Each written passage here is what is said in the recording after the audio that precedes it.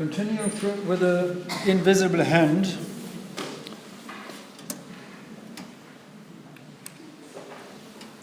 and with Adam Smith, it is this famous phrase of, "It is not from the benevolence of the butcher, the brewer or the baker that we expect our dinner, but from their regard to their own interest. We address ourselves not to their humanity, but to their self-love, and never talk to them of our own necessities, but of their advantages."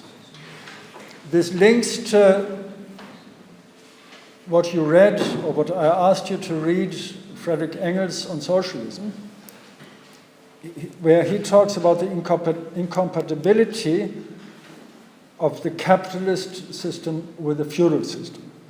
The kingdom of free competition, of personal liberty, of the equality before the law of all commodity owners.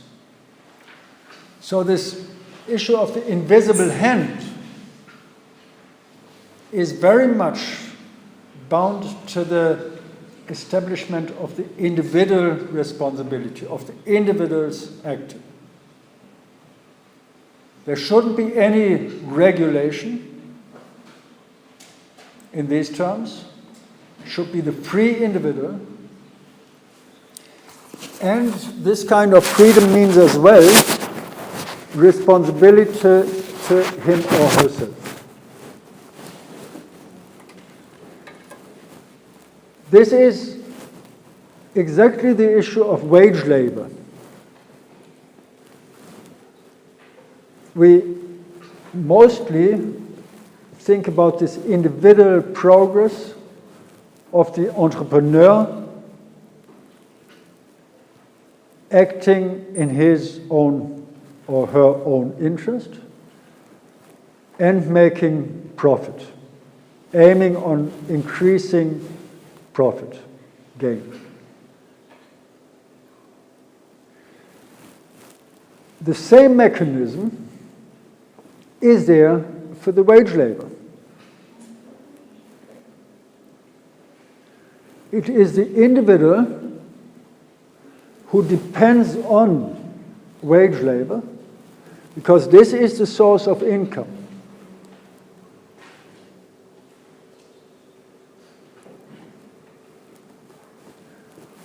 It is from here where the worker and the family gets the income.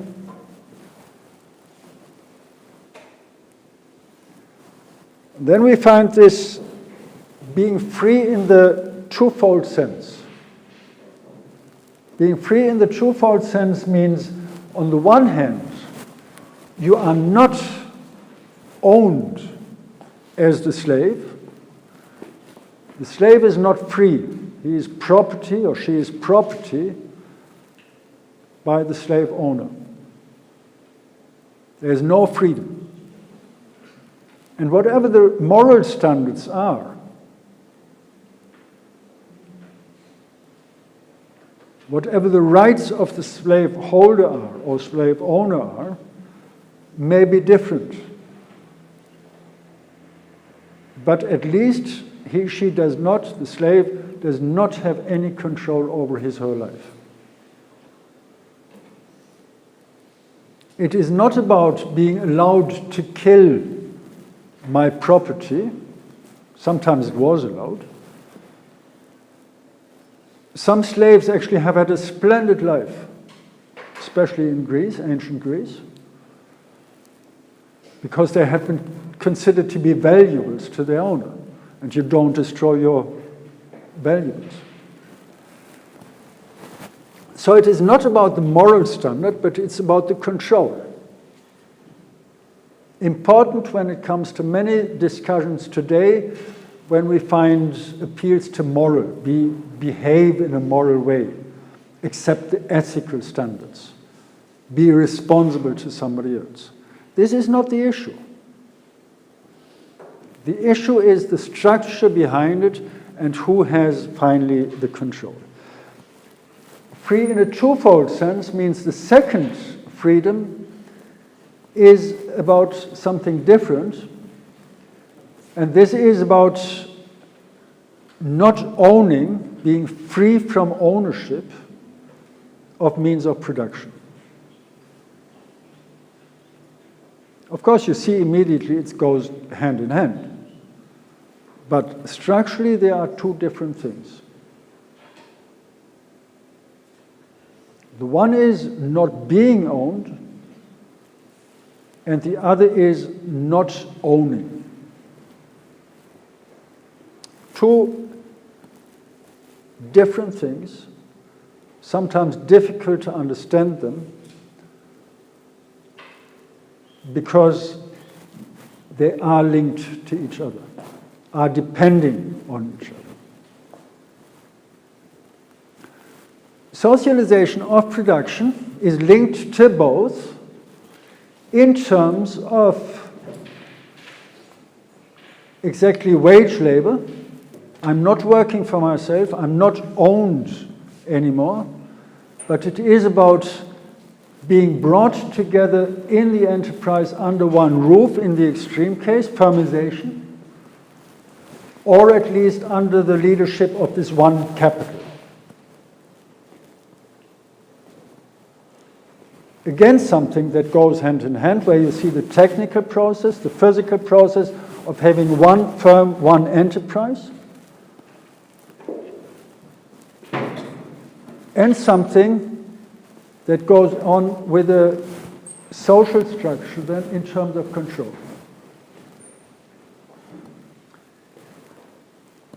In the enterprise, I need these social skills, I need the social combination and social capital. People have to be on time and they have to behave according to the rules of the enterprise.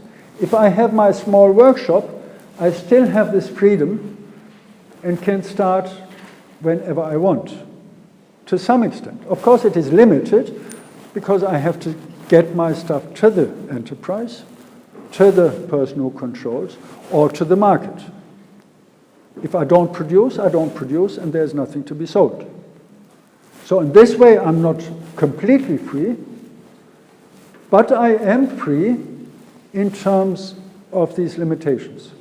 In the firm, in the enterprise, I have to show up at a certain period of time, and I have to be quiet when it is required to be quiet. Otherwise, I can leave.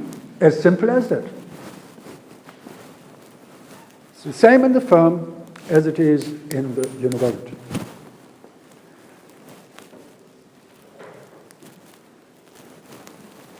Of course, large firms, large enterprises, agglomeration, socialization of production in this sense means as well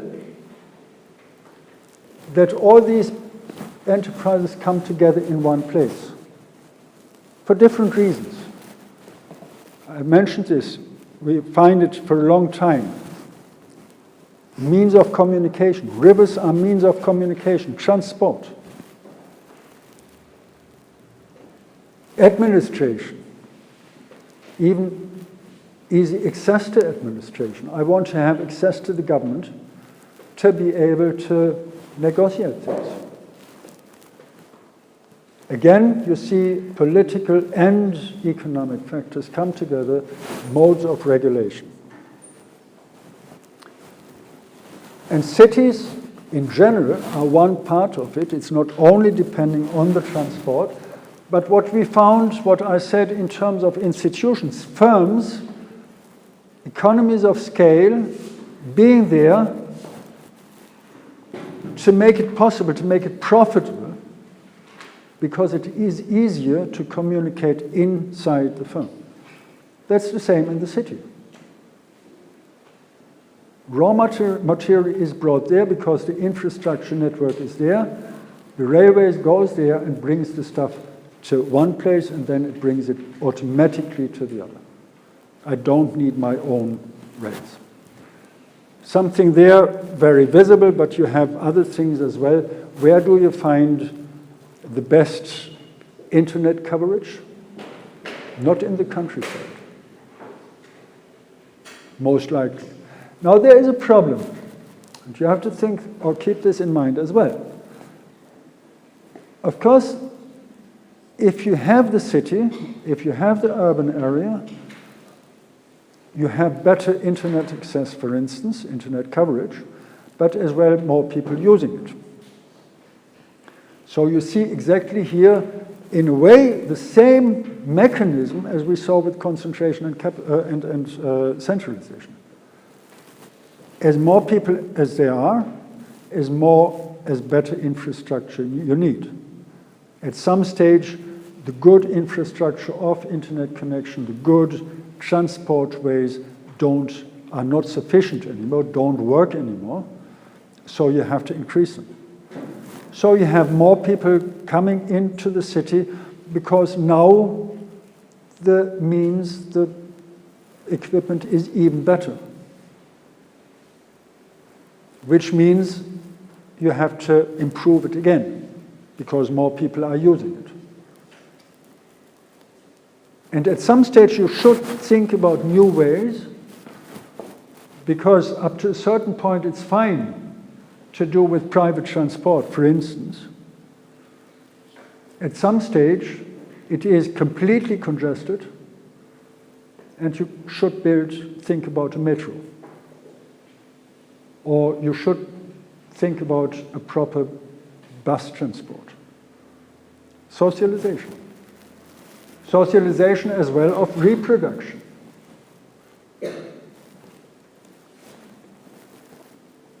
In this way, urbanization goes hand in hand with the socialization of production. And one point we have, which is simply, in inverted commas, a social thing, is that you have this defamiliarization.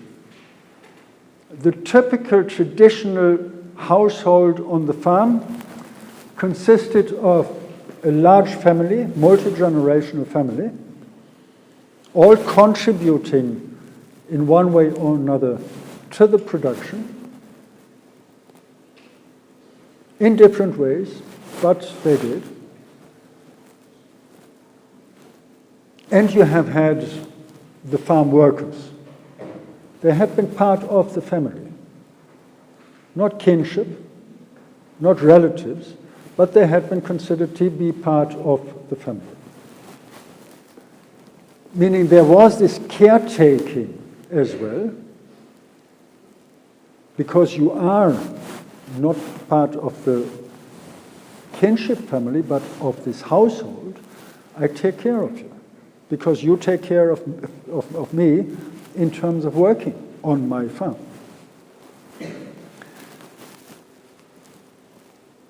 This meant as well, and in this way you can say the production of labor, this meant as well, you find it in demographic figures,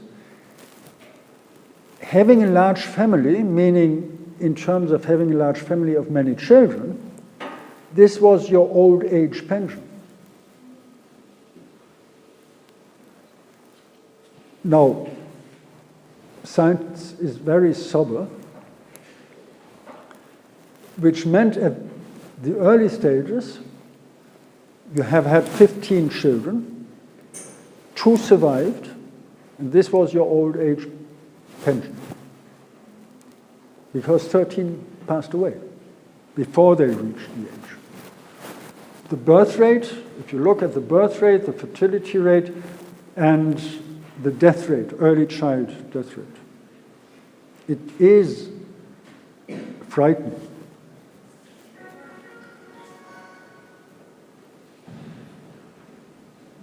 But this was an indirect consideration. I need a certain amount of children to have somebody who supports me when I am not able to work anymore. I simply don't produce consciously labor force or social security, but it is part of the habit, it's part of life.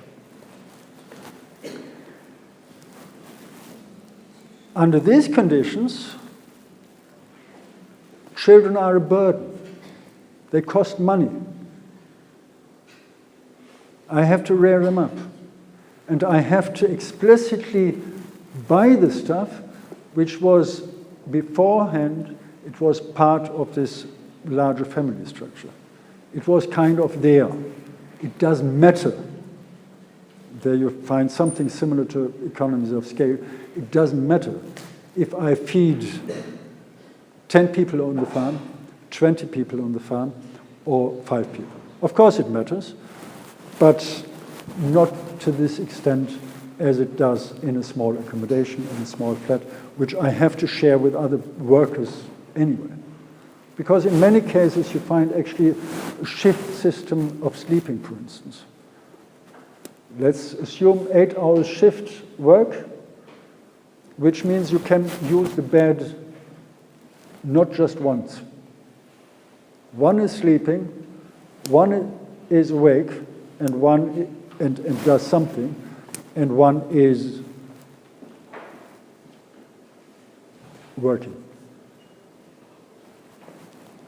So this is, of course, a simplified calculation, but this happens. That you have at least, you use the because it's not the strict 888 division, but you use the facilities for basically 2 households, 2 families, because part of it was not there anyway. Scarcity. In this way, defamiliarization, because as well something at the early stage, you find very frequent the need for women to work as well. That women maintained the household, that they stayed at home, is a kind of late invention of capitalism. In the early stages, everybody worked, including the children. Of course, this happened as well on the farms. There was this automatic involvement, and first you had been going with your parent to the field, and then you could help a little bit, and you grew into it. But this was on a new dimension now with large capitalism. And having said, at a later stage, women did not go to the same extent to work, wage labor, was due to the last factor mentioned here, secularization. This is not my term, this is a generally used term. Firmization, I claim copyright. So far I didn't check properly, but I think I can. Secularization is the different systems of social security. It was in particular in the middle of the 19th century that there was an institutional system organized according to the rule of you pay something into it and you get something out of it. It was organized in different ways. Who paid how much?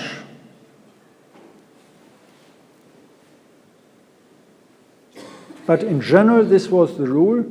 You paid into it. There was not any benevolence, in whichever way you want to pronounce it. There was this responsibility taken in terms of I pay and I get. Sometimes it was just you paid. Sometimes it was the state setting up from the tax system a system of social support. And sometimes it was divided and everybody paid. Meaning the state paid part of it, the entrepreneur paid part of it, and the worker paid part of it. Even this could be organized in different ways. You directly paid into the system, or it had been deducted from your wage. How much was paid by whom? Again, a question to be regulated by details. How much you got out of it, again something varying and developing. And it started from the core risks now you have to be as well careful when you think about it. We all get old at some stage and cannot work anymore. Old age pension. This was one of the core issues in terms of secularization. And when I say we all get old at some stage, it is actually not true. The amount of people who could avail of old age pension in the early years was minimum, was very minimal. Was a very small group who had been getting so old, becoming so old, that they actually got something out of it. If you take 65 years, most of the people passed away before reaching this age. And those who managed to get there, many of them just lived a month and then left. And only few had been really in a position, really lived much longer, that they could enjoy their retirement age.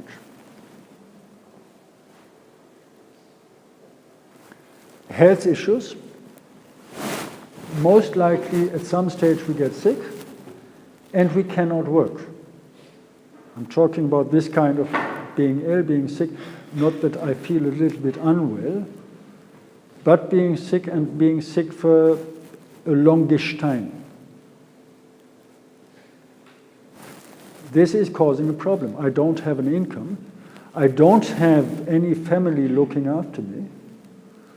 So I need somebody looking after me in terms of having the money to survive, or as well being able to avail of the service I need, medical service. Something that is important and something that was not coming automatically. There was always the working classes struggling and fighting for these rights because they had not been automatically granted. It is a kind of compromise.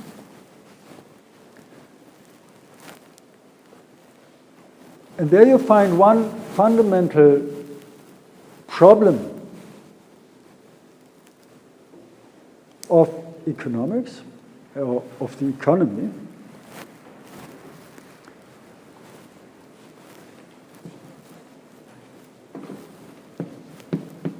that you have the labor force here, workers depending on getting income,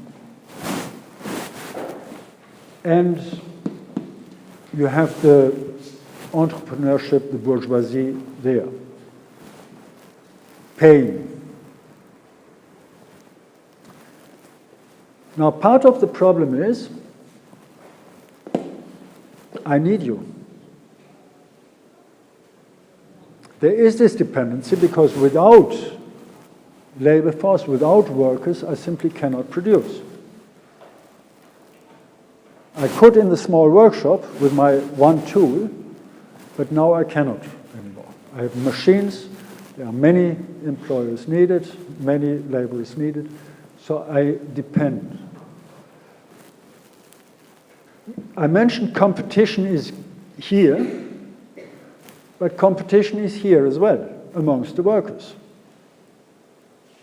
because they depend on the bourgeois, they depend on the entrepreneur. If there is an equilibrium in terms of demand and supply, which ideally should be, according to the textbook at least, it's kind of easy.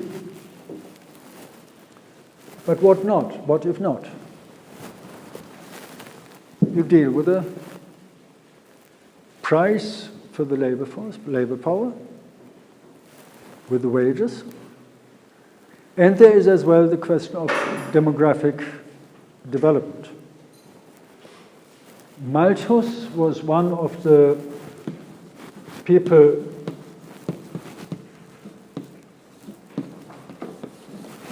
discussing this issue, analyzing this issue, and he followed strictly the market rule, no intervention. We have an increase of population if the wages are high and if people can afford to have children. If they don't, as simple as that, they will die. Leave it to the market. No social security, no nothing. The market will solve the problem of the population, the number of people we need and we can afford to feed. And indeed, you have had what is then called, or had been then called by Marx, Industrial Reserve Army. You have workers that are not going into the process of production, the unemployed. They're always there. I can refer to them if I need more workforce. But in order to be able to do so, there is no free system. I have to feed them to be available when I need them.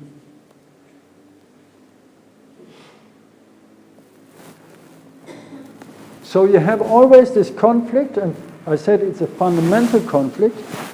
On the one hand, you have this free competition, leave it as it is, laissez-faire. Things will develop. But you have this mutual dependency, and especially it's interesting here on the side of the entrepreneur who has to pay wages. And this is a huge conflict under the condition of the free market or under the condition of competition. Why? The wages I pay are a cost factor. I have to pay them, and whatever I pay, it doesn't matter for what, I cannot avail of. I lost it. But there are the two issues. On the one hand, I need workers who are able to stand on their two legs, who are strong enough, who are educated to whatever the purpose, whatever the work is. And I need them for a long time. Meaning, the wages I pay are as well the production, contribution to the production of workforce, of labor power. Because the worker doesn't get it from anywhere else, only from the wages. So in this way it is important as well, and it is a conflict. On the one hand, I want to save money, pay as little as possible. On the other hand, I know I have to pay, because otherwise I don't have workers. Point two, if I produce, I need somebody who buys my products. There's no point in producing, but nobody is able to buy.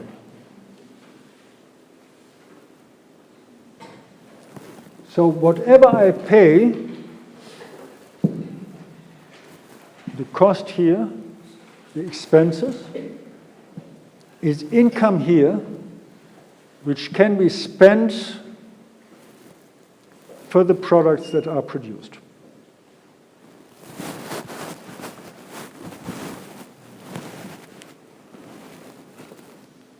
Read the textbook, the one on the internet. Read Frederick Engels, The Conditions of the Working Class in England. where it was a strategy, actually, that whatever you produced, you controlled as well the expenses of the workers. For instance, by providing accommodation. This was a very common thing. Accommodation owned by the factory, by the enterprise, entrepreneur, and allowing you to live there as long as you worked for him.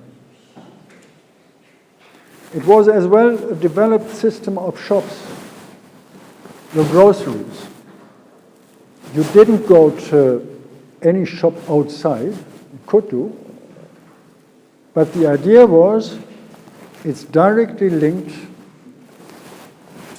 The bourgeois, the entrepreneur, owns the shop, controls the shop, and in many cases, actually, you did not have the opportunity to go to another shop, to look for an alternative, but you had been forced by a certain system of regulation, of dealing with the income, you had been forced to buy in the shop of the enterprise.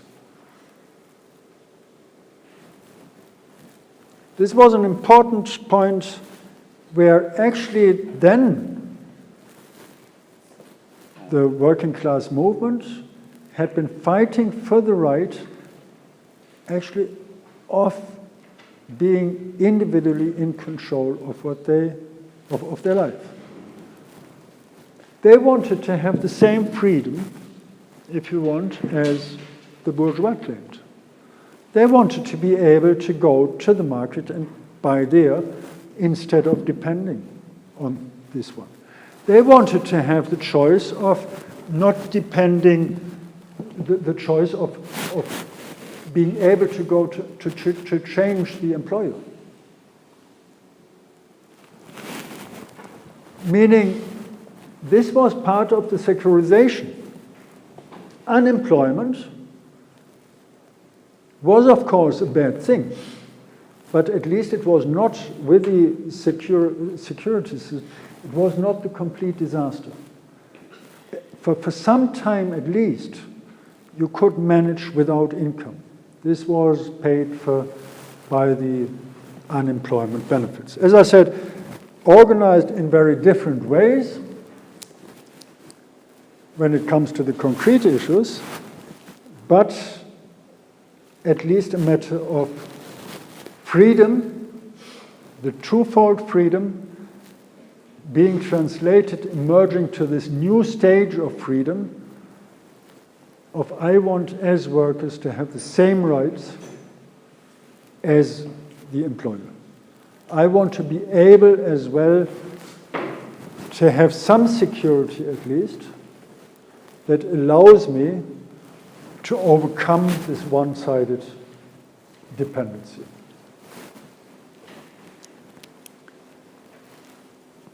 There is a little bit of paradox if you think about it,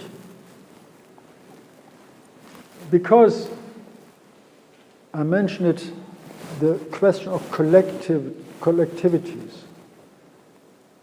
The collective struggle, fighting for the rights, had been paradoxically strengthening individualism. With organizing, being organized and fighting for these collective, so-called collective rights, actually what happens is I get as individual additional rights in the understanding of this freedom.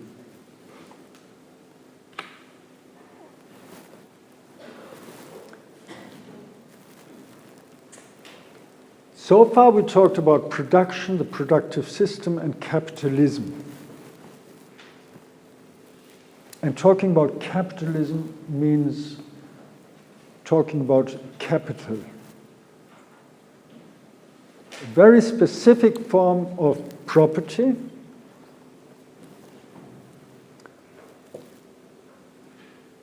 that is, of course, first and foremost, the legal ownership of certain goods, in particular the legal ownership of means of production.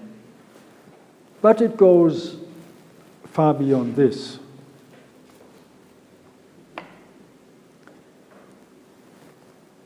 We have had at the early stage the exchange of goods against goods. One good, another good, we exchange whatever we need. Now, in this process of capitalist production, we do not start with the commodities, with the goods we exchange, but actually we are talking about commodities. And then we start with money that we invest.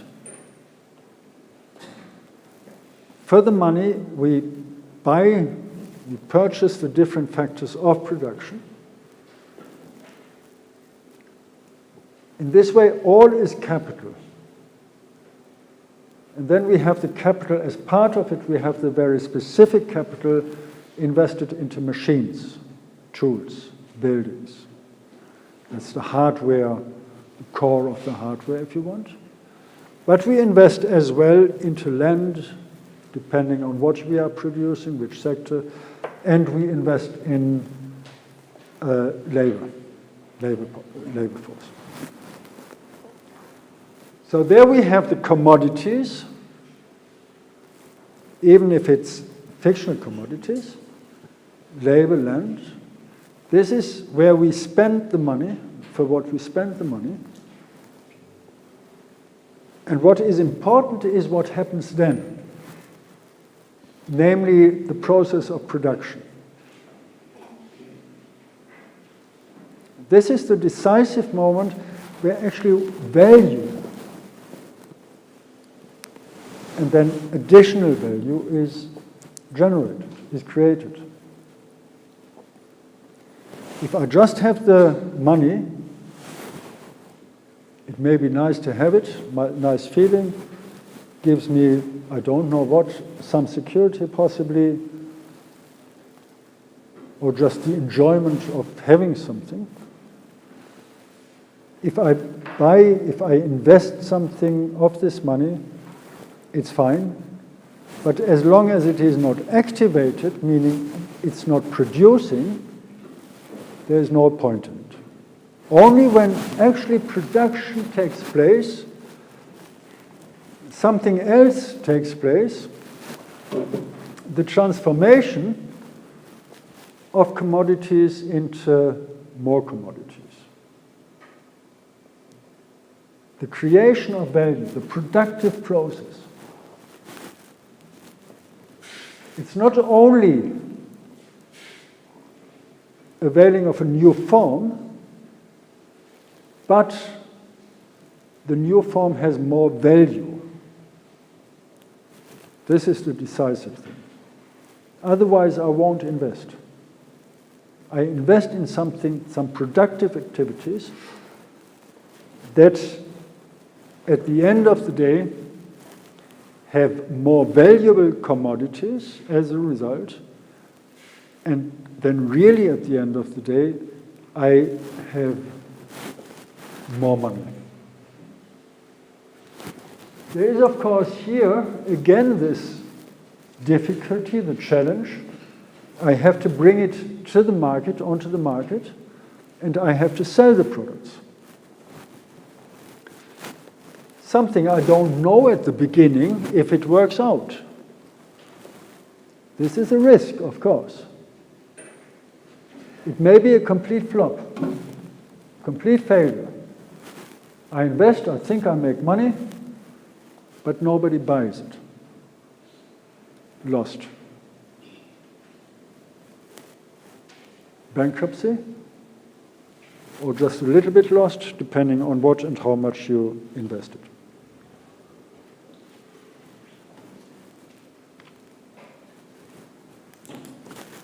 Especially for the accounting people, you may know this, at least you know some of these terms. We have different, in accounting as well, a different understanding of what capital is. And here we understand actually capital not from the perspective of production. This is very important. The concept of capital is a different one in accounting, in finance, in economics. So in accounting, you would say capital means actually having assets.